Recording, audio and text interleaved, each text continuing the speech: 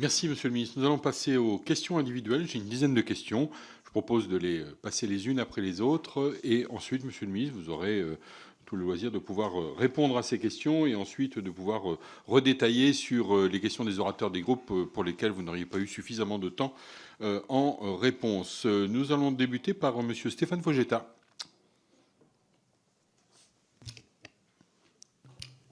Merci, Monsieur le Président. Monsieur le Ministre, entendre certains collègues parler d'austérité me ramène à 2012. À l'époque, j'étais déjà un de ces Français d'Espagne qui ne pourraient que sourire en entendant ce terme galvaudé aujourd'hui. Permettez-moi de rappeler aux experts insoumis ce qu'est l'austérité budgétaire. En Espagne, entre 2009 et 2012, la part des dépenses publiques dans le PIB était passée de 46 à 42%. En France, aujourd'hui, cela représenterait une réduction de 130 milliards de dépenses. C'est ça l'austérité. Rien qu'en 2012, les budgets des ministères espagnols furent réduits de 17% en moyenne. La prime de Noël des fonctionnaires est supprimée, leur nombre de jours de congé réduit, les indemnités de chômage passent de 60 à 50%. Du dernier salaire et les taux de remboursement des médicaments diminuent, le taux de TVA est augmenté de 3 points. C'est ça l'austérité. Sans parler de la baisse des salaires réels par tête en 2010 et 2012 et du taux de chômage de plus de 25%. C'est ça l'austérité, la vraie. Alors ma question est simple, Monsieur le Ministre. Comment qualifieriez-vous votre politique budgétaire actuelle, qui est évidemment tout sauf une politique d'austérité? Merci, Monsieur Vogetta. Monsieur Laurent Alexandre, la France Insoumise. Merci, Monsieur le Président. Monsieur le Ministre, vous portez un projet de loi de simplification de la vie économique, mais voyez-vous, la meilleure simplification, c'est d'avoir des services publics qui fonctionnent bien et qui répondent aux besoins de nos concitoyens et de nos entreprises.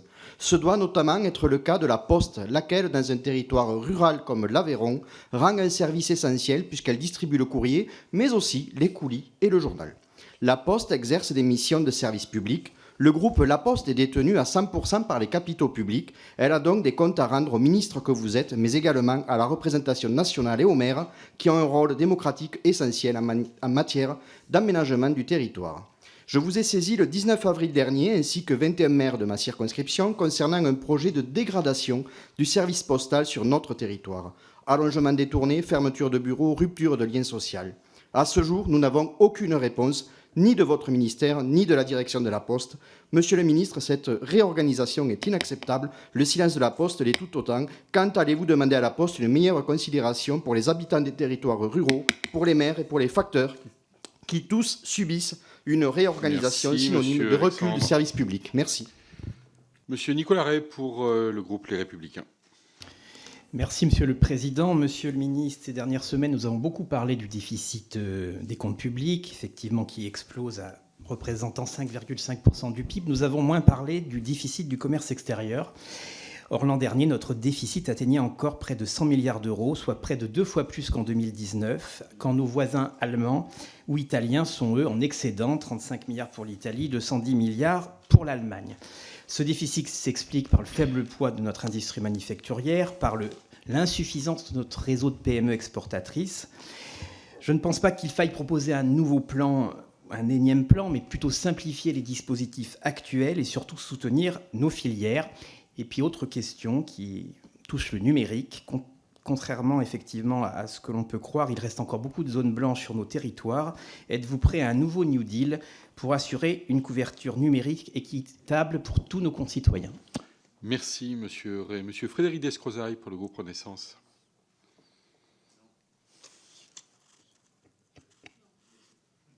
Monsieur le Président, j'aurais énormément de questions que je pourrais poser avec plaisir à Monsieur le Ministre, mais je n'étais pas inscrit sur la liste. Ah, excusez-moi, Monsieur Descrozaille, je vais passer la parole à Monsieur Romain Daubier pour le groupe démocrate. Oui, Monsieur le Ministre, bonjour. Je voulais vous remercier sur les propos que vous avez eus sur l'industrie et l'état de l'industrie en France, à l'image de mon collègue de la Sarthe, agriculteur, qui demande plus de contrôle dans certains domaines. D'autres intervenants demandent également plus de contrôle. Je pense en particulier à toute la filière sur le réemploi du matériel. J'ai fait une visite très intéressante d'une société Cofiem au cœur de ma circonscription qui permet d'avoir de l'économie circulaire, de l'emploi local, d'éviter des déchets, qui crée de la valeur et qui souffre du non-respect, en tout cas du manque de contrôle du décret 2022-190 sur les notions de comme neuf ou refait à neuf et qui différencie les vendeurs d'occasion des gens qui font un vrai travail de réemploi, étant donné que ce dernier est spécialisé sur sur les appareils liés à l'industrie. Donc c'est également au cœur de notre intervention. Merci, monsieur le député. Madame Nadège Abou-Mongoli pour le groupe La France Insoumise. Merci, Monsieur le Président. Chers collègues, Monsieur le Ministre, l'histoire est un éternel recommencement si on n'en tire pas les leçons. Comme il y a 10 ans, avec PSA, 400 salariés de MA France à Aulnay-sous-Bois se battent pour préserver leur emploi. MA France est le dernier survivant de l'industrie automobile en Seine-Saint-Denis. C'est le sous-traitant du successeur de PSA, Stellantis. Hier, le tribunal de commerce de Bobigny a ouvert la voie à un placement de MA France en liquidation judiciaire. Plusieurs centaines de familles risquent d'être plongées dans une grande détresse dans un département déjà socialement très défavorisé. La direction se joue d'eux depuis le début, ne formulant que des propositions dérisoires et agissant par un chantage indigne. Par ailleurs, Stellantis fait le choix de délocaliser la majorité de sa production, malgré des bénéfices records et des aides publiques directes et indirectes très élevées. Monsieur le ministre, vous avez reconnu ces derniers jours la nécessité de responsabiliser Stellantis dans l'accompagnement des salariés de MA France. Que ferez-vous concrètement dans les négociations? Car non, on ne liquide pas en une semaine un sous-traitant de Stellantis. Que ferez-vous pour que Stellantis reclasse ses salariés? Pour les 42% de production qui resteraient en France, allez-vous exiger que Stellantis reprenne en priorité les MA France? Merci, madame la députée. Monsieur Éric Botorel pour le groupe Renaissance. Merci, Monsieur le Président. Monsieur le Ministre, alors que notre majorité a adopté une loi consacrant l'accélération du déploiement des énergies renouvelables, que les projets se multiplient, que le marché est porteur, dernièrement, 30 salariés de Recommcilia ont appris leur licenciement à Lannion. Lannion qui résiste, Lannion qui se développe grâce à nos efforts, à vos efforts et à nos actions pour développer la filière industrielle, des télécoms et de la photonique, entre autres, je pense à l'installation de Qualcomm, les exigences vis-à-vis de Nokia, les plans de relance. Mais dans ce paysage plutôt positif, la nouvelle de la liquidation judiciaire de Recommcilia interroge. Et je vous interroge, que nous manque-t-il pour espérer voir demain des panneaux photovoltaïques bretons, français ou européens équiper les futurs nombreux projets que notre pays va engager? Merci. Merci, monsieur le député. La parole à madame Aurélie Trouvé, La France Insoumise. Oui. Merci, Monsieur le Président. Monsieur le Ministre, alors je poursuis la question de ma collègue Abou-Mongoli sur MA France, qui est l'exemple même du sous-traitant totalement intégré à une multinationale, en l'occurrence Stellantis, qui donne les ordres, est cliente fournisseuse des matières premières, propriétaire des principaux moyens de production, d'accord ? Et par ailleurs, donc Stellantis, vous savez, a des profits qui explosent, 18 milliards d'euros, a versé 16 millions d'euros pour son patron, a son siège social aux Pays-Bas pour des raisons fiscales, et par ailleurs a touché depuis plusieurs années au moins 1 milliard d'euros dans le cadre des aides publiques, et donc a des responsabilités vis-à-vis de nos concitoyens. Et vous dites vous-même, et alors là on est tout à fait d'accord, désindustrialiser est une faute politique et morale. Alors ma question, Monsieur le Ministre, c'est comment comptez-vous mettre Stellantis face à ses responsabilités et assurer le maintien de ce qu'il reste du tissu industriel en Seine-Saint-Denis? L'État et votre gouvernement ne sont-ils plus que spectateurs qui pleurent sans rien faire, ou existe-t-il encore des moyens d'agir de l'État? Nous avons un dossier que nous vous transmettrons évidemment, si vous le permettez, à la fin de cette audition. Je vous remercie. Merci, madame Trouvé. Madame Nicole Lepé pour le groupe Renaissance. Merci, Monsieur le Président. Monsieur le Ministre, la surcharge administrative représente environ 84 milliards d'euros de perte de production pour notre pays, soit environ 3% du PIB. Donc une fragilisation de notre croissance, un découragement de nos entrepreneurs. Il est essentiel que nos travaux ne se limitent pas à la loi. Nous avons constaté qu'un très grand nombre de contraintes administratives concernait justement le volet réglementaire. Alors, pour un gain de temps et pour un gain de compétitivité, Monsieur le Ministre, quelle méthode de travail comptez-vous mettre en place concernant les mesures de simplification par voie réglementaire qui ne seront pas abordées donc dans ce projet de loi, ceci dans le but d'apporter des réponses aux dirigeants largement consultés et surtout de maintenir une relation de confiance entre l'administration et les entrepreneurs. Je vous remercie. Merci, madame Lepé. La parole à monsieur Maxime Méné, La France Insoumise. Merci, Monsieur le Président. Monsieur le Ministre, puisque vous avez en charge à la fois l'économie, les finances et l'énergie, et puisque toute dépense semble justifier des coupes claires dans notre modèle social, permettez-moi de vous redemander à combien vous chiffrez le pognon de dingue qui pourrait être dilapidé dans votre obsession nucléaire. Prolongation des réacteurs vieillissants, démantèlement, gestion des déchets, construction de nouveaux réacteurs et de nouvelles piscines d'entreposage et de retraitement, nouvelles usines de fabrication de combustible, sans même parler des SMR, on peut raisonnablement chiffrer votre rêve rêve atomique entre 300 et 400 milliards d'euros dans les 10 à 15 ans qui viennent. J'ai donc 4 questions complémentaires. Confirmez-vous cette estimation et sinon pouvez-vous nous présenter votre propre calcul? Qui va payer, du consommateur ou du contribuable? Qu'en est-il de votre accord avec EDF dont nous peinons à déceler la concrétisation?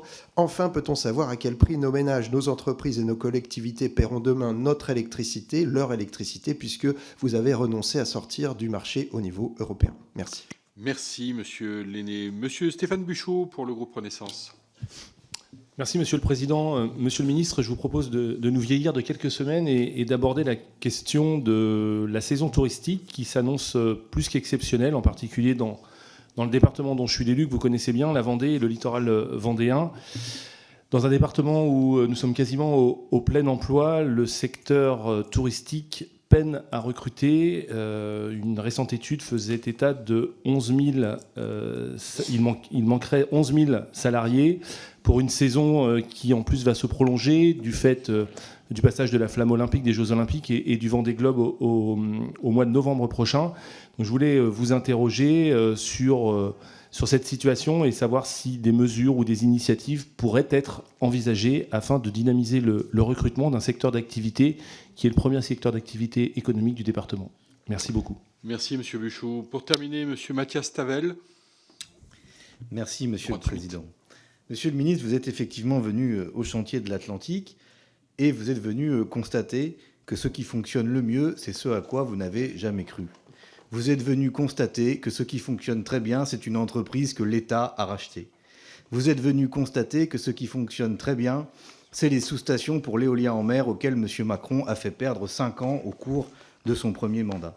Vous êtes venu constater que ce qui fonctionne, c'est quand l'industrie a la capacité de se projeter par une planification, comme le permet la puissance et l'investissement de RTE. À côté, je vous ai remis ce jour-là des courriers des organisations syndicales de General Electric, usine de turbines, de nacelles, où 500 emplois vont être supprimés et où des inquiétudes existent quant à la pérennité de ce site à long terme. Vous avez dit tout à l'heure que vous étiez ravi d'avoir rencontré les salariés d'Ascométal. Venez rencontrer les salariés de General Electric et êtes-vous prêts pour garantir la pérennité de ce site à n'avoir aucun tabou, y compris la nationalisation? Merci. Pas d'autres questions, pas d'inscription. Monsieur le ministre, vous avez la parole, une dizaine de minutes, pour pouvoir répondre à l'ensemble de ces questions, ou un peu plus si vous le souhaitez. Merci, Monsieur le Président. Pour répondre à la question de Stéphane Vogetta sur la manière dont on caractérise notre politique budgétaire, je dirais que c'est une politique de responsabilité. C'est aussi simple que ça. Ce n'est pas de l'austérité, certainement pas. Le niveau de dépenses publiques reste élevé. Ce n'est pas du laxisme. Il faut redresser les comptes publics. C'est impératif. Il faut revenir sous les 3% de déficit en 2027. C'est impératif. Donc c'est une politique de responsabilité. Sur la question qui m'a été posée par la France Insoumise sur la Poste, il faut bien mesurer les défis considérables auxquels est confrontée la Poste aujourd'hui, avec l'effondrement du volume du courrier. Il y a des engagements qui ont été pris sur la qualité du service postal, avec des subventions de l'État qui sont réduites si la qualité du service postal n'est pas atteinte. Donc ce sont des aides qui sont conditionnées à la qualité du service. Et nous ferons un point sur le sujet spécifique de l'Aveyron avec Philippe Val dans quelques jours. Nicolas Ray, sur le défi du commerce extérieur, je vous rejoins totalement. Je pense que c'est un des points noirs français et je pense très sincèrement que la puissance d'une nation se mesure à sa capacité à dégager un excédent commercial. Je l'ai dit à plusieurs reprises, je le confirme, la France n'a pas vocation à avoir systématiquement un déficit commercial extérieur. Avant 2000, elle était en excédent. Donc ça fait 25 ans que nous sommes en déficit. C'est lié à la facture énergétique, c'est lié à la désindustrialisation. Cette situation, aujourd'hui, elle s'est améliorée entre 22 et 23, mais elle reste insatisfaisante. Donc la seule solution, c'est celle que je disais au tout début de mon propos, c'est redevenir une nation de production. Si on favorise trop la consommation, c'est très simple, il y aura toujours une balance commerciale qui sera déficitaire. Et je le redis là aussi, notamment au Rassemblement national qui nous accuse d'aller trop vite sur le véhicule électrique. Non, je pense que c'est indispensable de basculer vers l'industrie du véhicule électrique si on ne veut pas demain être les purs spectateurs et consommateurs de la révolution automobile en cours. En tout cas, je partage votre avis sur le sujet. Frédéric Descrozaille n'avait pas de questions, mais je lui réponds bien volontiers pour saluer sa présence ici. Romain Daubier, sur le contrôle des réemplois de matériel, je suis tout à fait d'accord avec cela. On est tout à fait disposé aussi à renforcer les contrôles sur ce sujet. Les deux questions qui m'ont été posées par la France Insoumise sur EMA France, donc c'est un sous-traitant de Stellantis. Stellantis a décidé d'interrompre son approvisionnement auprès de EMA France. On a eu des discussions avec eux. Stellantis a pris une décision définitive. C'était 90% du chiffre d'affaires de EMA France. Donc notre action est désormais concentrée sur le reclassement des salariés avec le fonds exceptionnel pour le reclassement des salariés licenciés dans l'industrie automobile que nous avons mis en place il y a quelques années. Nous avons un conciliateur qui a été nommé et le ministre de l'Industrie, Roland Lescure, qui suit la situation avec la plus grande attention. Éric Botorel, sur les panneaux photovoltaïques. Le choix a été fait de relancer la production de panneaux photovoltaïques en France. C'est un choix qui est difficile à prendre. Nous l'avons pris en regardant les commandes qui étaient devant nous. Il y a pour 20 milliards d'euros de commandes de panneaux photovoltaïques dans les années qui viennent en France. Donc est-ce que ces 20 milliards d'euros vont uniquement à des panneaux chinois ou est-ce que nous essayons de produire en France? Si on veut produire en France, il faut des conditions de compétitivité que j'ai déjà indiquées. Il faut surtout des panneaux qui soient de meilleurs standards, avec des technologies réutilisables, avec des performances énergétiques plus fortes. C'est l'objet des 2 gigafactories dont j'ai annoncé l'ouverture, l'une à Ambar et l'autre du côté de Fos-sur-Mer, donc l'une à l'est et l'autre au sud de la France, avec l'objectif de redevenir un grand pays producteur de panneaux photovoltaïques de dernière génération. C'est un pari, je suis prudent là-dessus, mais je pense qu'il est indispensable à faire, parce que je ne crois pas, une fois encore, à ce modèle dans lequel on importe tous nos besoins en industrie verte. Je pense qu'il vaut mieux se donner les moyens de le produire sur notre territoire. Sur la question de Nicole Lepay sur la simplification, il y aura un comité de suivi de parlementaires sur les mesures réglementaires auxquelles vous serez associés. Donc toutes les mesures réglementaires de simplification associeront les parlementaires. Ce n'est pas parce que c'est réglementaire que les parlementaires ne seront pas associés. Sur la question qui m'a été posée sur le nucléaire, là on a une divergence sur ce sujet. Nous estimons qu'il est rentable et nécessaire pour la continuité de l'approvisionnement électrique d'avoir des réacteurs nucléaires et de la production d'électricité nucléaire. S'agissant des accords entre EDF et l'industrie, nous ferons un point fin mai, début juin. Aujourd'hui, le nombre de contrats n'est pas suffisant pour qu'on puisse dire qu'on est pleinement satisfait de l'équilibre qui a été trouvé. Donc nous ferons le point fin mai, début juin. Soit le nombre suffisant d'accords a été signé, c'est que l'équilibre a été trouvé, soit l'accord n'emporte pas suffisamment de signatures, et dans ce cas-là, il faudra, comme c'est prévu dans cette clause de revoyure, réviser un certain nombre de paramètres. Sur la question qui m'a été posée par Stéphane sur le recrutement touristique, je partage totalement la difficulté qu'on a sur ce sujet-là. La pénurie de main-d'œuvre dans le domaine de l'hôtellerie, de la restauration, mais aussi de l'événementiel, montre qu'il y a encore beaucoup à faire pour valoriser ces métiers et pour fournir les qualifications nécessaires. Enfin, Mathieu Tavel, sur les chantiers de l'Atlantique, je vais vous répondre très simplement, la nationalisation n'est pas la réponse à toutes les difficultés industrielles de telle entreprise ou telle autre. Sinon, l'État serait ruiné depuis longtemps. Les chantiers de l'Atlantique fonctionnent très bien. Ce n'est pas forcément un modèle qui s'étend à tout le monde. Et j'ai eu l'occasion de vous dire à Saint-Nazaire que j'avais rencontré à Washington le patron de General Electric et que je veille à ce que les activités de General Electric en France se poursuivent dans les meilleures conditions. Merci beaucoup, Monsieur le Ministre, d'avoir participé à cette audition et d'avoir répondu aux questions des collègues. Monsieur, vous souhaitiez reposer une question. C'était la question subsidiaire que j'avais posée sur la nécessité d'un nouveau New Deal pour la couverture en téléphonie mobile sur nos territoires ruraux.